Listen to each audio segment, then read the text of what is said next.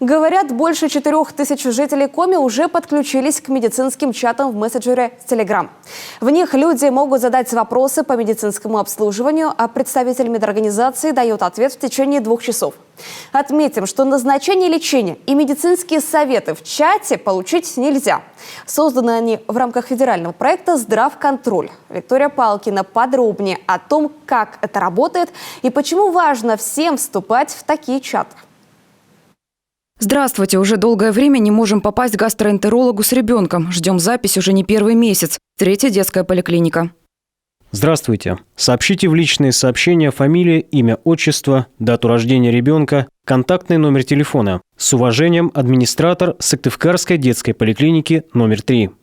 Вот лишь один пример переписки пациента и администрации поликлиники. И таких диалогов в медицинском чате «Сыктывкар здоровье» больше 1000.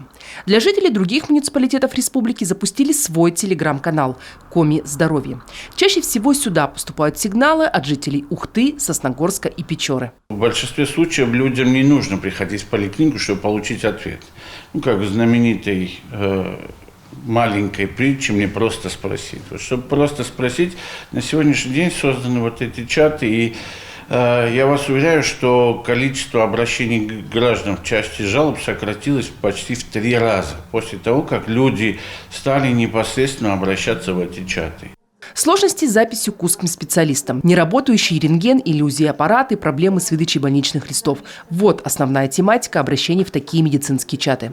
К примеру, в Краткеровской больнице к телеграм-каналу «Коми здоровье» подключилась вся администрация. И теперь многие проблемы решаются гораздо быстрее. Я и мои заместители подключены к этому каналу. На этот канал поступают различные обращения от жителей. Мы стараемся быстро реагировать. В принципе, он даже помогает нам. Если мы будем всегда в открытом диалоге, это улучшит качество и доступность оказания медицинской помощи.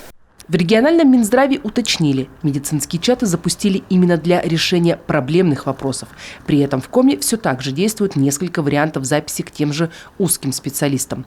Колл-центры медицинских учреждений, единый республиканский контактный центр, портал госуслуги.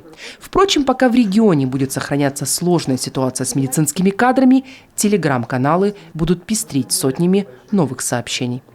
Виктория Палкина, Павел Ленмин, Олег Жуковский, телеканал Юрган.